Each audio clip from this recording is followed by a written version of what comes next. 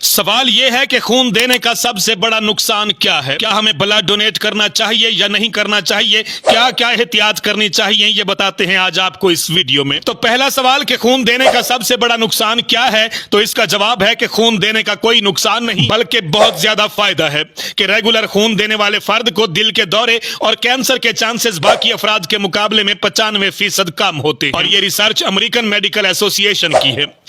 अब अगला सवाल कि किसी को खून का अतिया देने के बाद कितने दिनों में खून बन जाता है, तो इसका जवाब यह है कि खून अतिया करने के बाद 3 दिन के अंदर खून की कमी पूरी हो जाती है, जबकि 56 दिनों में खून के मुकम्मल खुलियात बनकर ताजा खून रगों में दौड़ने लगता है। ब्लड देने वालों का अगला सवाल कि पुराना खून ज्यादा ताकतवर होता है या नया बनने वाला खून, तो इसका जवाब है कि नया बनने वाला खून पुराने की निस्बत ज्यादा फ्रेश और ताकतवर होता है। एक सवाल और जहन में कि खून देने के फवायद क्या हैं, तो इसका जवाब है कि खून देने का सबसे बड़ा फायदा एक सदका जारिया में हिस्सा डालना है, जो कयामत तक नस्ल दर नस्ल आपके लिए सवाब का मूजिब है। इसका दूसरा बड़ा फायदा खून में आयरन की मिकदार को बैलेंस रखना, और सबसे बड़ा फायदा सेहतमंद और फ्रेश जिंदगी गुजारना है। रेगुलर खून देने वाले की जिल्द दूसरों की बनिस्बत ज्यादा अरसे तक जवान और सेहतमंद रहती है। इसका एक फायदा मुफ्त में खून की स्क्रीनिंग भी है।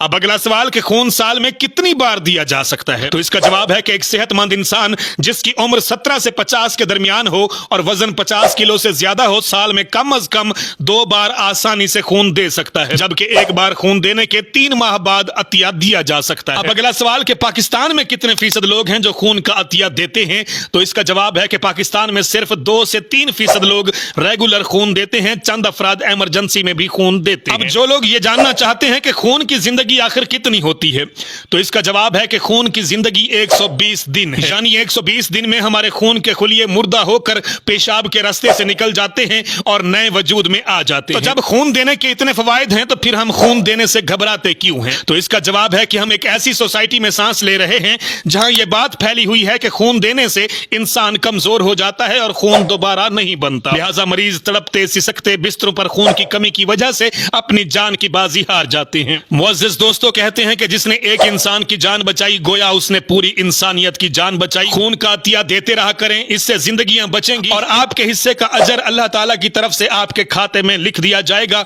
मेरा पैगाम है मोहब्बत जहां तक पहुंचे। काशी बलोच को इजाजत दीजिए। अल्लाह हाफिज। पाकिस्तान हमेशा जिंदाबाद।